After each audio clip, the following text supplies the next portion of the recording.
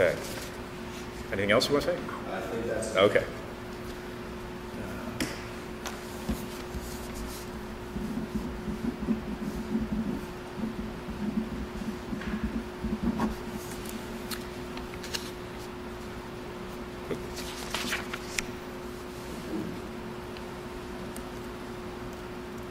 Okay, at this point, comments from the public are welcome. So the floor is open. Please raise your hand to be identified if you wish to make a comment. Mr. Chair, Yes. I'm sorry. I Oh, would you're like here. I would like to be Yes. brought onto the board. Yes, certainly. George? Okay. Sorry, It's I okay. wasn't paying attention when you came in. Just before I say anything, I Yep. want to make sure I'm here.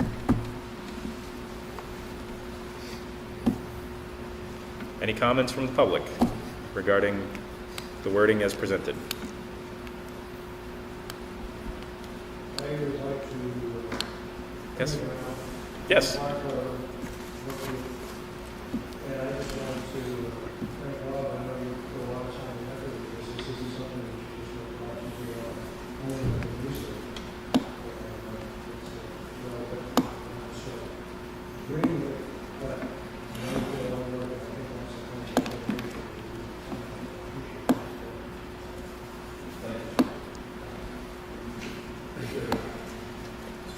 Yes. Is your comment finished? I would just say, my comment would be, actually address you, but say, if there's things you don't like, this is the opportunity for you to express that so that we can take that into account. My feeling is that I wrote something, but I think there's a lot of room for tweaking it. And I'm not opposed, I personally am not opposed to tweaking this as the town sees fit, to make it so that the zoning reflects what we want in this town. I took a stab at it, right? And I tried to address things that were unclear in this existing zoning. But if there are things that we as a town want to tweak here, we should do that. We should the opportunity to provide that feedback. Okay. Okay. Ernie, would you like to continue your comment there? Okay, please go ahead. A question. You talked about running this through legal after the board votes. That's what the procedure says, yes. Did you run this through legal before? No.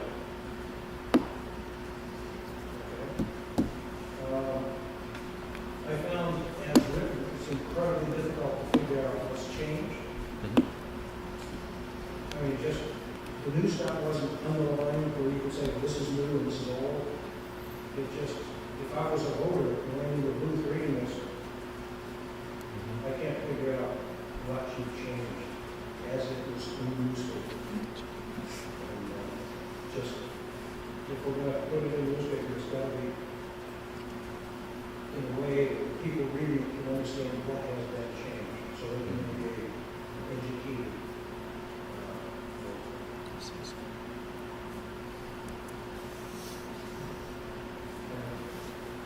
Maybe I missed it, but I would swear that about 80% of what's in there is redundant, and it was the same as the old one. So again, various changes to a point where a lot of people won't read that far enough.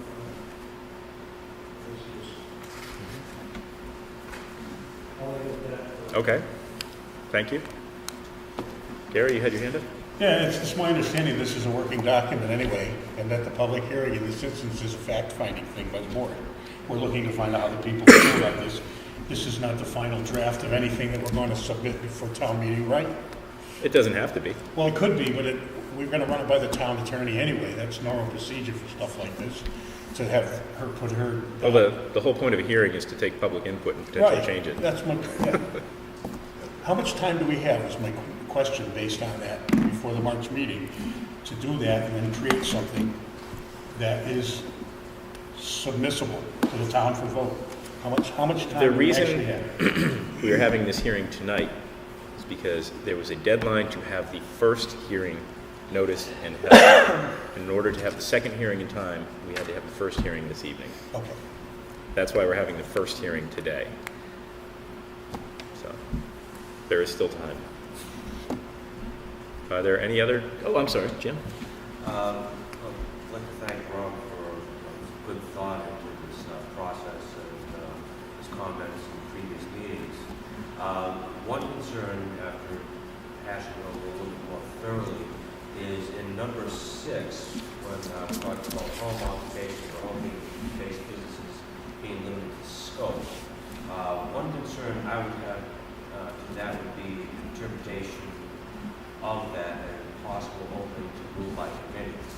I'd like to have something a little bit more definite than that for the residents to be able to find out what their limitations would be.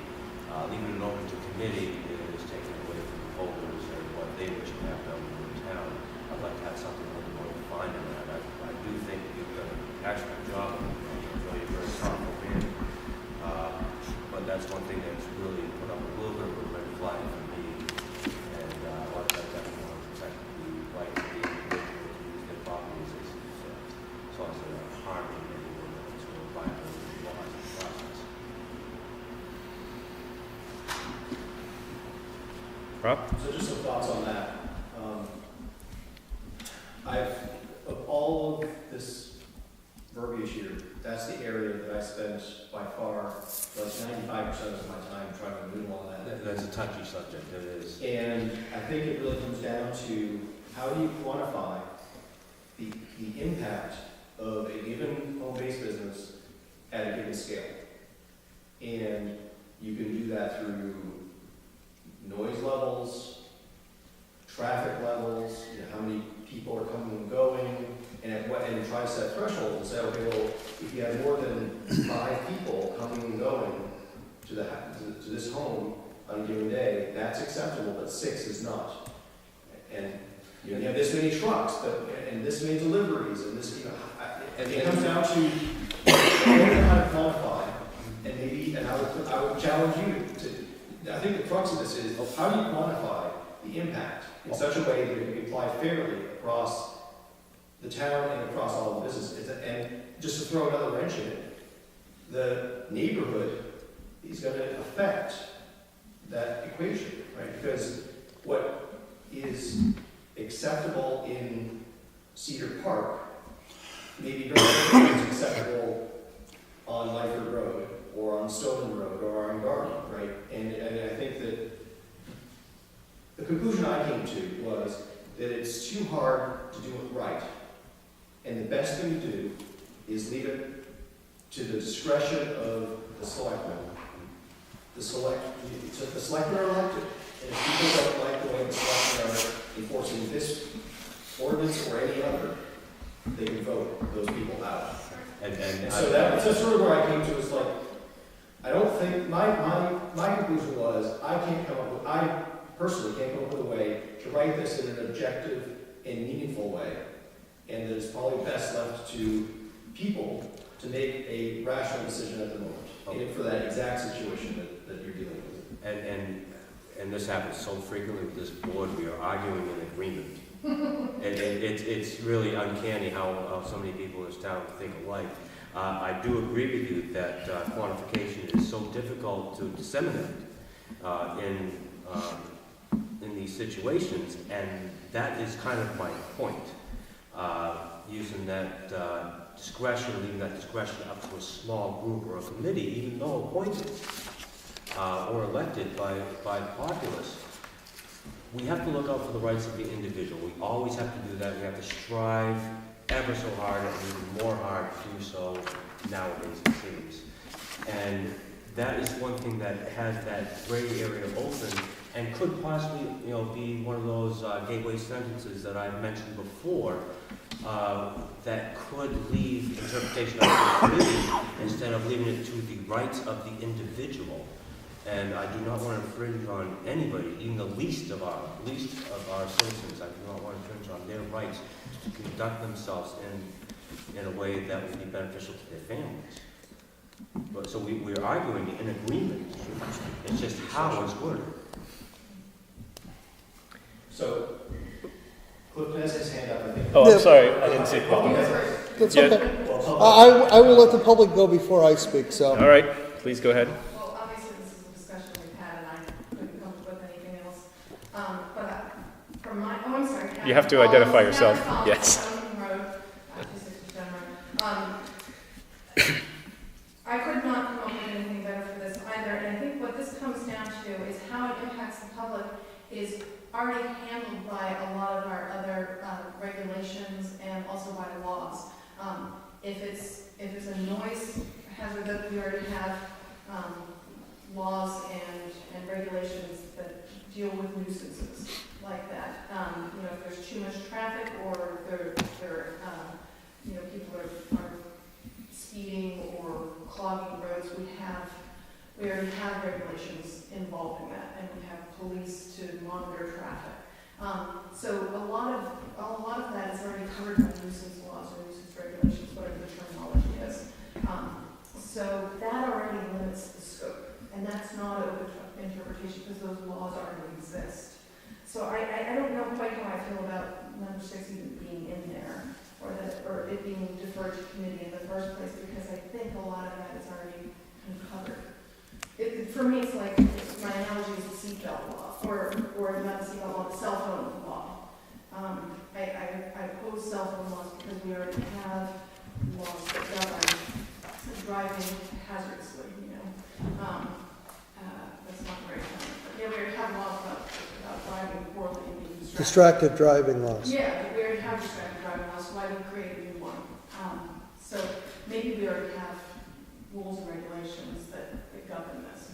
That's my feel on Article 6 or number 6. Cliff, you've been waiting? Before we go, can I move that we close the public meeting if all the public is done? So that we can, if we're going to go into a work session, that we actually go into a work session and not do it at the public meeting? Well, we're still taking public comments. I would think that the loose way that we conduct this board in the first place, allowing I made a alternates motion. Nobody wants to second it? so That's much. good. I think we better off just leaving it open until we discuss it a little more further. Well, let's review the rules. There's a motion on the floor. Hold on. I'm sorry. The chair shall close public comment and proceed to the next segment. In other words, I'll close the hearing when it's closed. We do not, there's no motion on the floor because you don't have authority to make a He motion. expressed that as a motion. I My just mistake moved to is that close. one. Okay. Sorry. Okay, Cliff, please go ahead. How you doing? Good evening. Come on in. We have a distinguished member of our law enforcement here this evening. And then it all went quiet. Okay. 2 years ago, there was a subcommittee put together to look at the cottage industry, home-based occupation, home-based business ordinance in this town. I believe Rob was on it, Jim Murphy, Bill Gaver, and a few others, Gary. It was tabled because the consensus was that we couldn't come up with an agreeable way to do this that best protected our residents in their freedoms. That would be my interpretation. We had all kinds of thought processes on it. Some of them were to make us like the big cities and have districts where we have allow different types of zoning to happen in them for commercial zones, or maybe home occupations would be allowed in the Moose Mountain area, but down in Cedar Park we would only allow a home-based business. The words, I understand that the thought process behind this document was to clarify and to make it more open or more free for people to do this. Reading this document, I have to strongly disagree. The words cottage industry have been stricken from it.